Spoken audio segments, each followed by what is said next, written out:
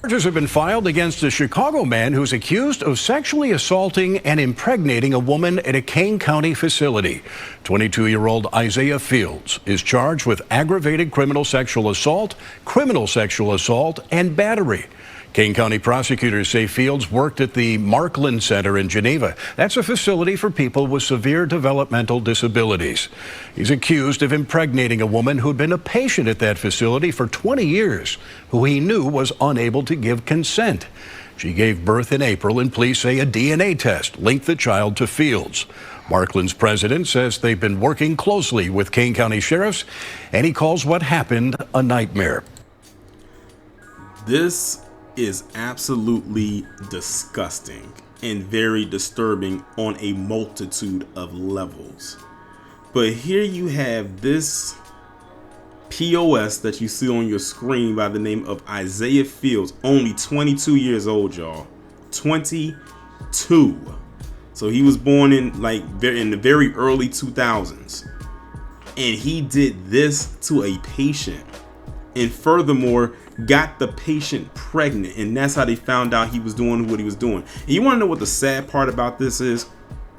This happens more often than not between those homes and facilities for people who are disabled, people who, I don't know if for those of y'all who've ever seen the movie Kill Bill, remember when she was in the bed and she was in a coma and the doctor or the nurse brought that other guy in there to basically have sex with her, and she bit the bottom part of his lip off. But it turns out over the course of the 4 years that she was in that coma, it's been happening by that nurse and probably anybody else that he brought in there. And the crazy part about that is that happens in real life. That's not just something that happens in television or in movies. That actually has occurred. Like, remember I did a story about that doctor who was putting these women under anesthesia and filling up on them and assaulting them and whatever. I think he was down in Florida, if I'm not mistaken, when that happened. But this happens all the time. And then of course, don't get me started on the people that get pregnant or the guards to be messing with them inmates in those prisons.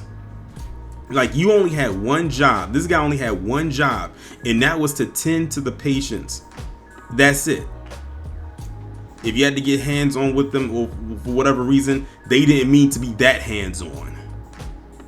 And according to what I'm reading here, it says that he was accused of assaulting the victim between August 1st and September 5th of 2023. So you're talking about over a month that this was going on. So that if you do the math in between those times, the patient ended up getting pregnant in between that time for them to just give birth in the month of April.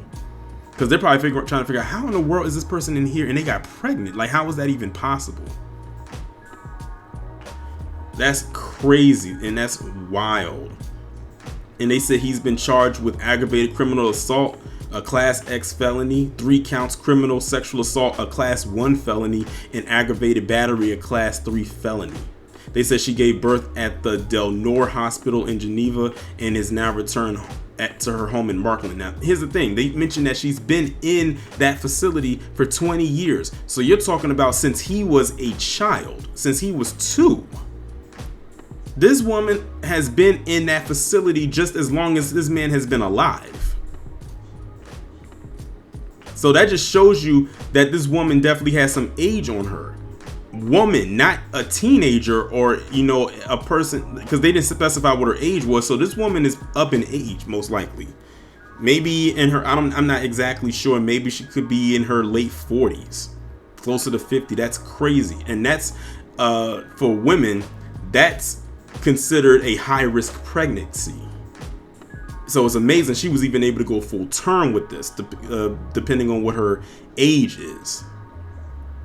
They said he was arrested on Friday, May 10th, and he's being currently held at the Kane County Jail, and he has a case that's still pending. Leave him there. In my opinion, he does not deserve a bond option, should not even be on the table for someone like this.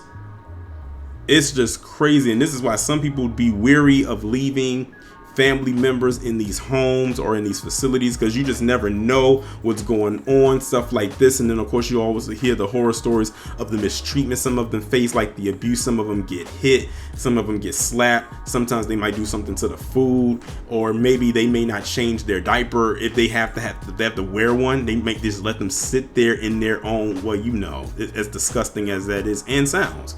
Those kinds of stories do exist. Some of them don't even come and properly bathe them, if they even bathe them at all. So they're just laying there in their own funk.